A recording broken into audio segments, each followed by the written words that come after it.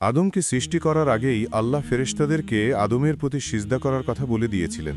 হামিম সাজদা বা ফুতসিলাত ৪১-১১। তাছাড়া কোরআনের বর্ণনাসমূহ থেকে একথা স্পষ্ট হয় যে আদমকে সিজদা করার জন্য আল্লাহর নির্দেশ ব্যক্তি আদম হিসেবে ছিল না, বরং ভবিষ্যৎ মানবজাতির প্রতিনিধিত্বকারী হিসেবে তার প্রতি সম্মান জানানোর জন্য জিন ও ফেরেশতাদের সিজদা করতে বলা হয়েছিল। এই সিজদা কখনোই আদমের প্রতি ইবাদত পর্যায়ের ছিল না, বরং তা ছিল মানবজাতির প্রতি আনুগত্য প্রদর্শন ও তাদেরকে সকল কাজে সহায়তা করার প্রতিশ্রুতি দানের প্রতীকী ও সম্মানসূচক সিজদা মাত্র।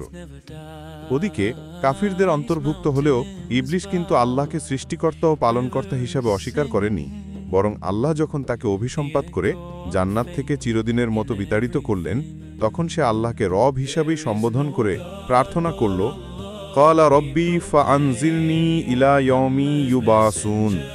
হে আমার প্রভু, আমাকে আপনি কিয়ামত পর্যন্ত অবকাশ দিন। হিজর ১৫:৩৬, সআদ ৩৮:৭৯। আল্লাহ তার প্রার্থনা মঞ্জুর করলেন।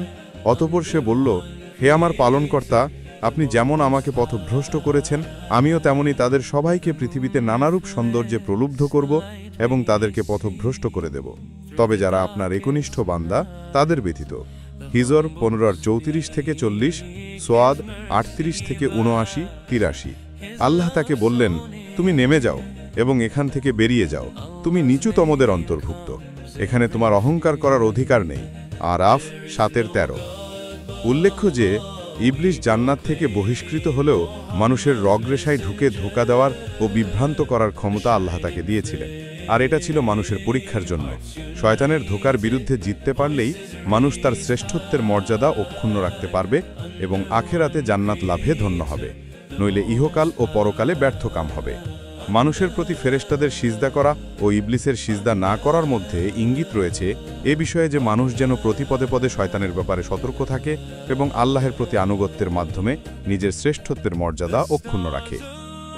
১. আল্লাহ তাকে নিজ দু হাতে সৃষ্টি করেছেন, সোয়াদ ৩৮:৭৫। ২. আল্লাহ নিজে তার মধ্যে রূহ ফুঁকে দিয়েছেন, সোয়াদ ৩৮:৭২। ৩. আল্লাহ তাকে সকল বস্তুর নাম শিক্ষা দিয়েছেন, বাকারা ২:৩১। ৪. তাকে সিজদা করার জন্য আল্লাহ ফেরেশতাদেরকে নির্দেশ করেছেন, বাকারা ২:৩৪। ৫. আদম একাই মাত্র মাটি থেকে সৃষ্ট, বাকি সবাই পিতামাতার মাধ্যমে সৃষ্ট, সাজদা ৩২:৭-৯। ইবলিসের অভিশপ্ত হওয়ার কারণ ছিল তার কিয়াস। সে আল্লাহের আদেশের বিরুদ্ধে যুক্তি পেশ করে বলেছিল, আমি আদমের চাইতে উত্তম, কেননা আপনি আমাকে আগুন দিয়ে সৃষ্টি করেছেন এবং তাকে সৃষ্টি করেছেন মাটি দিয়ে। হিজর ২৯। মুহাম্মদ ইবনে সিরিন বলেন, আউয়ালু মান কাসা ইবলিস, প্রথমে কিয়াস করেছিল ইবলিস। হাসান বাসরিও অনুরূপ বলেছেন।